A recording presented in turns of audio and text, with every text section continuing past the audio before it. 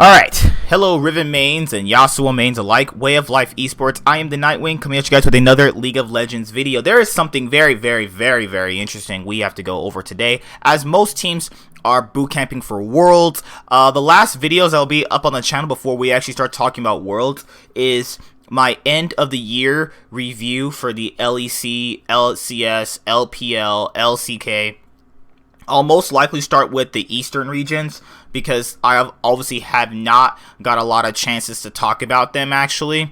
I feel like that this is going to be a thing that we should probably be looking at in terms of what happened from spring to summer with a lot of these regions. Now, my information on China is going to vary depending on teams I know and the actual narratives that, flowed obviously into the teams. I think that, for a lot of these regions, the narrative of the year was super teams, and having a super team was the, main thing above all. I feel like if you look at all of the super teams from all the major regions, NA, EU, the LPL, and the LCK, literally only IG, which was after 2018 Worlds considered a super team, in some retrospectives, didn't win back-to-back splits, but did win an it did win LPL Spring. So, looking at all of that, SKT was dubbed a super team before the season started. G2, Team Liquid were obviously Western super teams. So, yeah, the year of the super teams has dominated the actual competitive regions in the LCS world. So, there's probably not a lot of League of Legends news since Worlds is on the horizon. I'm going to do a live reaction to the Worlds group draw show. I don't think I've ever did a live reaction to literally anything, but hey, might as well try it, see if it works.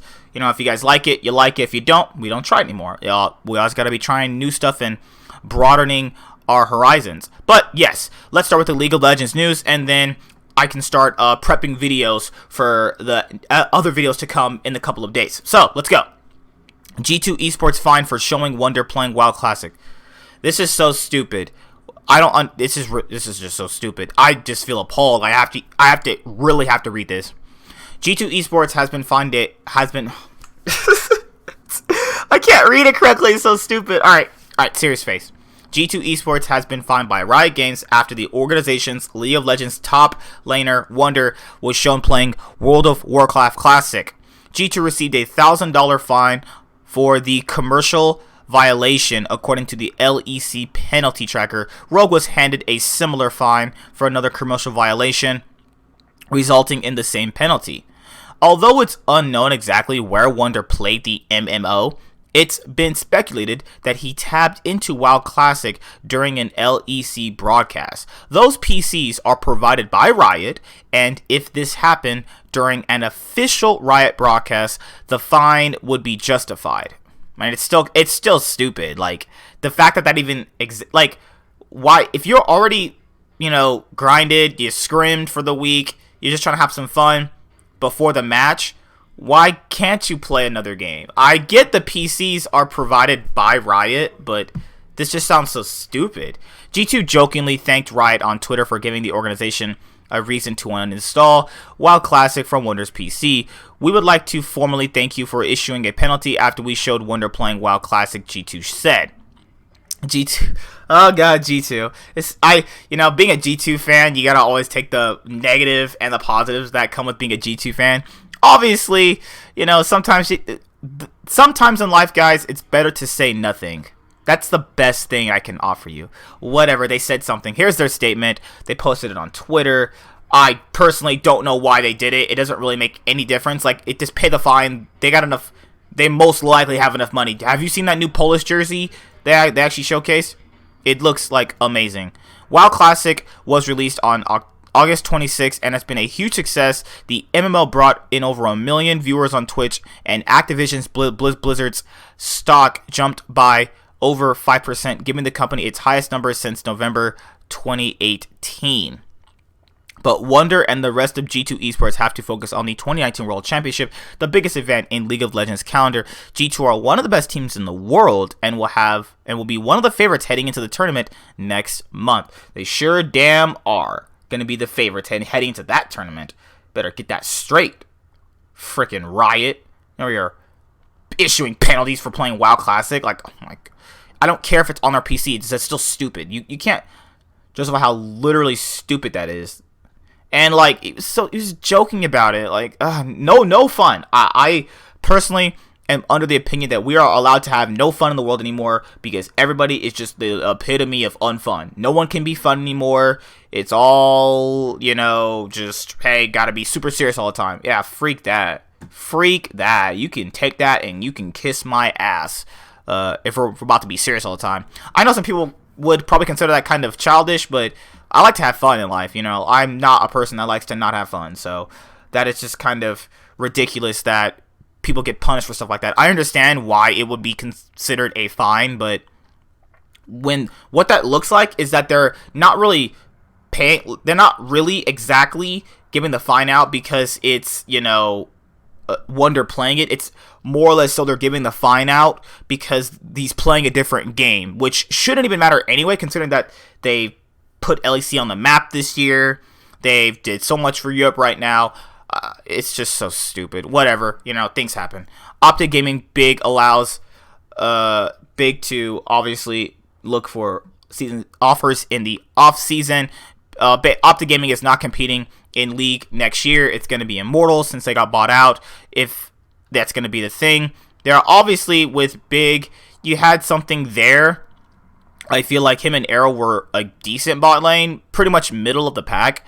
But with Optic leaving, obviously they're going to let all the players go. They're all going to most likely get other teams. Big will most likely be on an academy team, but I think he is an LCS quality support on the very low end of the spectrum. Although that comes with the line of, if you can't get a support, then they're most likely going to pick him up, given the fact that it's going to be like, okay, we can either take a shot on this guy, or we can take a shot on the rookie. I'm personally under the impression, just right now, that if you can get a rookie that is better, I would do that, because it gives you another dynamic in, hey, if we make this rookie really good, then if you don't want him later on, you can sell him, and then if a player like Big has improved, which could happen, then obviously it's something that we have to see moving forward to a lot of other things. But this can be a good and bad thing. I'm hoping he gets a team. Most likely he gets a team, but could not get a team, so that could also happen. Alright, and then we have the rest coming up right now. This is a last little, that's pretty much for news in general. We have a little bit of stuff, that has been going on. How many League of Legends players are there? The user base continues to grow. That's a good thing. I hope it's not that issue of, that people have been going through, because there was this speculation that the Overwatch League and the COD League were like view botting. I'm pretty sure that doesn't happen for League in any region. League is just a well-popular esport. People just like to watch it. It has a massive fan base. So I believe that might happen for League on occasion, as you're going to have a few bad eggs in a batch. But I don't feel like that's going to be the overall narrative for anything that's going to happen with League per se. Though I could be wrong, and we could all just be, just debating here. Alright, so let's go over this one. It's time for Bjergsen to move on. This is the last thing I want to cover, because I just kind of wanted to see their take on Bjergsen leaving TSM. This is kind of currently where I'm... Oh, I gotta save this picture. I have to save this picture. Save this picture. I'm gonna use this picture in my part of my picture. I could use it for my end of the year review for the LCS. But yes, there are options for TSM in the off season.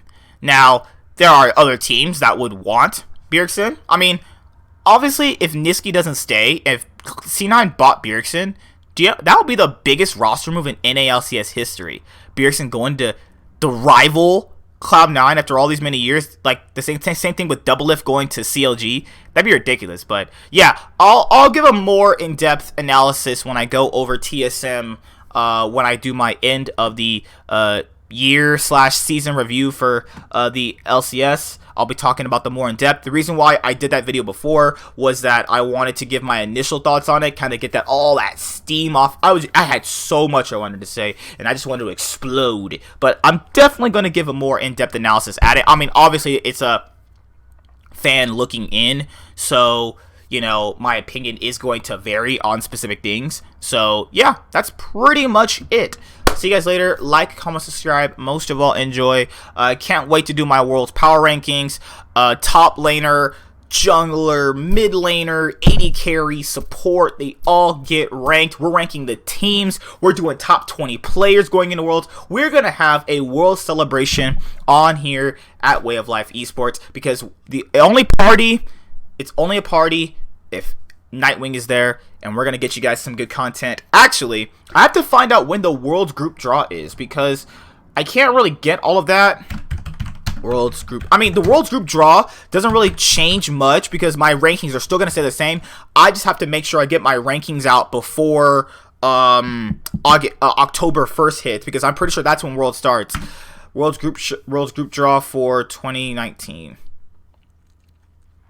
For 2019. World's Group Draw for 2019. Load up! What in the world's going on? My internet's been all kind of freaking weird lately. When is the World's Group Draw show? I think World's Group Draw 20. What the heck is this? What the heck? 20 Group Draw show simulations. Which teams are competing? I literally just want to know when the group draw is. Okay, September 2020. Oh no, it just told me. No.